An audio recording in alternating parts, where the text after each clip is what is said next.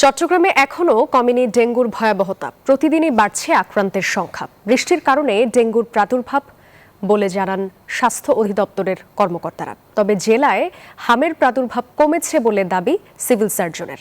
রতন দাসের ছবিতে চট্টগ্রাম থেকে নয়ন বড়ুয়া জয়ের রিপোর্টে বিস্তারিত। ডেঙ্গুর অন্যতম হটস্পট চট্টগ্রাম। শিশু থেকে শুরু করে বয়স্ক কেউ বাদ পড়ছেন না ডেঙ্গুর ভয়াবহতা থেকে। প্রতিদিনে বাড়ছে আক্রান্তের সংখ্যা। সবচেয়ে বেশি ভর্তি চট্টগ্রাম মেডিকেলে। তো এখানে আসার পর এখন আল্লাহ দিলে মোটামুটি সুস্থ হয়েছে। সিভিল সার্জন জানান ডেঙ্গুর ভয়াবহতার প্রধান কারণ জমে থাকা বৃষ্টির পানি। তবে হামের সংক্রমণ কিছুটা কমেছে বলে দাবি এই কর্মকর্তার।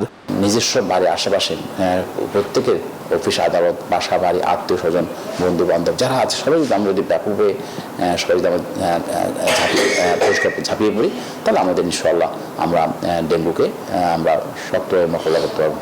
এইদিকে চট্টগ্রাম নগরের 8টি ওয়ার্ডকে ডেঙ্গু ঝুঁকিপূর্ণ এলাকা হিসেবে চিহ্নিত করেছে স্বাস্থ্য অধিদপ্তর।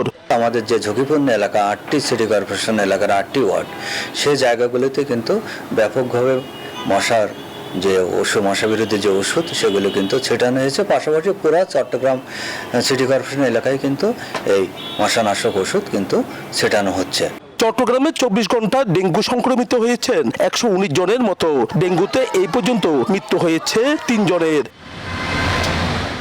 নয়ন বড়ুয়া জয়, নিউজ 24, চট্টগ্রাম। চাঁদপুরের চরাঞ্চলে পাটের আশাতীত ফলন হয়েছে। তবে উৎপাদন খরচ বেশি হওয়ায় ন্যায্য মূল্য পাওয়া নিয়ে কিছুটা দুশ্চিন্তায় কৃষক। অনুকূল আবহাওয়ায় এবার এই পাটের আশাতীত ফলন হয়েছে। মিল কারখানাগুলো চালু হলে পাটের চাহিদা বাড়বে বলে আশা কৃষি বিভাগের। চাঁদপুর প্রতিনিধি খোকন কর্মকারের তথ্য ছবিতে ডেস্ক রিপোর্ট। চাঁদপুরের চরাঞ্চলের মাঠগুলোতে এখন সোনালী আঁশের সমারোহ। কৃষকরা কেউ পাট কাটছেন, কেউ বা জাগ দেয়ায় ব্যস্ত সময় পার করছেন। আবহাওয়া অনুকূলে থাকায় এবার পাটের ফলন ভালো হয়েছে। তবে সার, বীজ ও লাঙল খরচ বাড়তি থাকায় লোকসান থেকে বাঁচতে পাটের ন্যায্য মূল্যের দাবি কৃষকদের। আমরা যে লেবার খরচ দিয়া, আমরা বীজ দিয়া, আল খরচ দিয়া, সার খরচ দিয়া এই দামে কোনো আমরা পৌঁছাতে পারি না। সরকার ন্যায্য মূল্যটা না পাই, না দেয়, তাহলে আমাদের অনেকটাই লস হবে। আর যদি ন্যায্য মূল্যটা পাই তাহলে আমাদের ভালো হবে। সরকার সবাই একটা নির্ধারণ করে দেখ। আমরা যখন ছোট ব্যাপারী আমরা একটা নির্ধারণ করে দেখ, বড় ব্যাপারী কাছ থেকে এরা কিভাবে মাল নিব, এরা সেইভাবে একটা নির্ধারণ করে বড় ব্যাপারীর লোক আলোচনা করে ওইভাবে কাজ করো। এদিকে বন্ধ হওয়া মিল কারখানাগুলো চালু করলে পাটের চাহিদা বাড়ার পাশাপাশি আবাদ বাড়বে বলে আশা কৃষি বিভাগের। পুরাতন যে মিল কারখানাগুলি আছে সেগুলো চালু করে তাহলে তারা বিক্রয়টা নিশ্চিত করতে পারে, পাট আবাদ বাড়বে। আর পাশাপাশি আমরা তাদেরকে পরামর্শ দিচ্ছি যে আপনারা পাট আবাদ করলে লাভবান হবেন এবং উৎপাদন তৈরির জন্য তাদেরকে আমরা মোটিভেট করছি। জেলা কৃষি বিভাগের তথ্য মতে জেলার 8 উপজেলায় এবার পাটের আবাদ হয়েছে 3,391 হেক্টর জমিতে।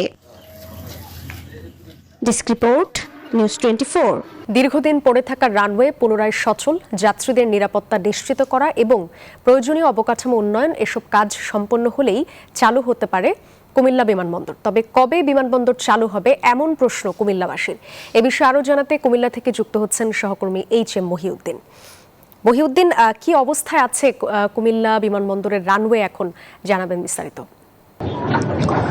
ধন্যবাদ সাদি আপনাকে। কুমিল্লাবাসী দীর্ঘদিনের দাবি কুমিল্লা বিমানবন্দর পুনরায় চালু করা। এই 35 বছর আগে এই কুমিল্লা বিমানবন্দরটি সচল ছিল। তবে এই দীর্ঘদিন পরিত্যক্ত অবস্থায় কুমিল্লা এই বিমানবন্দর রানওয়ে অচল অবস্থায় থাকার কারণে সেটি জলাবদ্ধতা এবং সেটিকে সমস্যা হচ্ছে।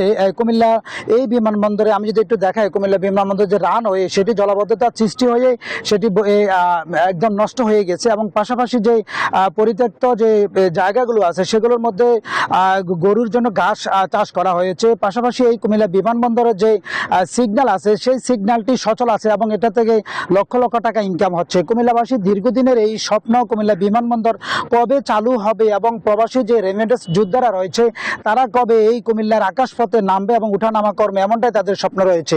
কুমিল্লায় এই বিমানবন্দরের যে রানওয়ে রয়েছে সেই রানওয়েটি দীর্ঘদিন পরিত্যক্ত এবং অচল অবস্থা থাকায় সেখানে রানওয়েতে বিভিন্নভাবে অপরিচ্ছন্ন এবং সেগুলো কোনো ধরনের কাজে আসছে না। আমি একটু যদি বলি যে কুমিল্লার এই দীর্ঘদিনের এই রানওয়ে অচল অবস্থা থাকার কারণে সেখানে বর্তমানে কুমিল্লা বৃহত্তর আকারে একটি বাণিজ্য মেলা শুরু করতে যাচ্ছে এবং এই পরিত্যক্ত যে রানওয়ে সেই রানওয়েকে আবার কিভাবে সচল করা যায় সে বিষয় নিয়ে বিমান পর্যটক যে চলাচল কর্তৃপক্ষ রয়েছে তারা এগুলো চিন্তা ভাবনা করছে। এগুলো নিয়ে কুমিল্লা বাংলাদেশে যে 8টির যে বিমানবন্দর রয়েছে তার মধ্যে এই কুমিল্লা বিমানবন্দরকে খুব কম খরচের মধ্যে দ্রুত কিভাবে চালু করা যায় সেই জন্য একটি কমিটি করা হয়েছে এবং তারা পর্যালোচনা করছেন। দ্রুত এই কুমিল্লার বিমানবন্দর চালু করতে প্রায় 80 থেকে 100 কোটি টাকা হলেই এই কুমিল্লা বিমানবন্দরটি দ্রুত চালু করা যাবে এবং এই যে রানওয়েটি রয়েছে সেটিকে আরো উঁচু করে সেটি নতুন করে সংস্কার করার জন্য উদ্যোগ নিচ্ছে এই বিমান কর্তৃপক্ষ। আশা করা যাচ্ছে অতি দ্রুতই কুমিল্লা 8টি বিমানবন্দরের মধ্যে সবার আগে কুমিল্লা বিমানবন্দর চালু করবে বিমান কর্তৃপক্ষ। তো এই ছিল আমার কাছে কুমিল্লা থেকে সর্বশেষ। চলে যাচ্ছে স্টুডিওতে সাদিয়া। মহিউদ্দিন, ধন্যবাদ আপনাকে। চট্টগ্রাম কর আইনজীবী সমিতির সদস্যদের সঙ্গে সৌজন্য সাক্ষাৎ ও মত বিনিময় করেছেন অভ্যন্তরীণ সম্পদ বিভাগের ভারপ্রাপ্ত সচিব এবং জাতীয় রাজস্ব বোর্ডের ভারপ্রাপ্ত চেয়ারম্যান আহসান হাবিব। সকালে চট্টগ্রামের সিজিও বিল্ডিং 1-এর সমিতির 1 নম্বর মিলনায়তনে এই সৌজন্য সাক্ষাৎ অনুষ্ঠিত হয়। এ সময় কর আইনজীবীদের বিভিন্ন বিষয়, কর ব্যবস্থাপনা এবং রাজস্ব সংক্রান্ত নানা বিষয় নিয়ে আলোচনা হয়। সভায় চট্টগ্রাম কর আইনজীবী সমিতির কার্যনির্বাহী কমিটির সকল সদস্য উপস্থিত ছিলেন। কৃষি উন্নয়নের মাধ্যমে পুষ্টি ও খাদ্য নিরাপত্তা জোরদারকরণ প্রকল্পের আওতায় নোয়াখালীতে শেষ হচ্ছে 3 দিনব্যাপী কৃষি প্রযুক্তি ও পুষ্টি মেলা। এ নিয়ে আরো খবর জানাতে যুক্ত হচ্ছেন সহকর্মী আকবর হোসেন সোহাগ। যাব তার কাছে। সোহাগ, মেলার কি খবর আছে জানাবেন? ধন্যবাদ সাদিয়া, আপনি যেমনটা জানতে চেয়েছেন আমি আছি মেলায়। এই মেলা আজকে শেষ দিন, একটু আগে 6টা বাজে মেলা শেষ হয়েছে।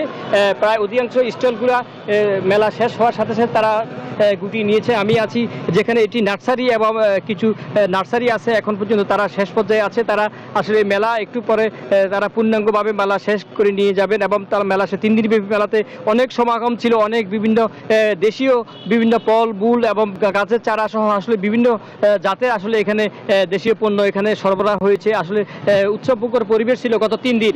আজকে মেলা শেষ হয়েছে।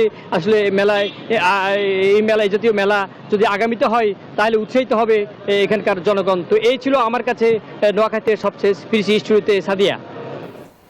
সোহাগ, ধন্যবাদ আপনাকে।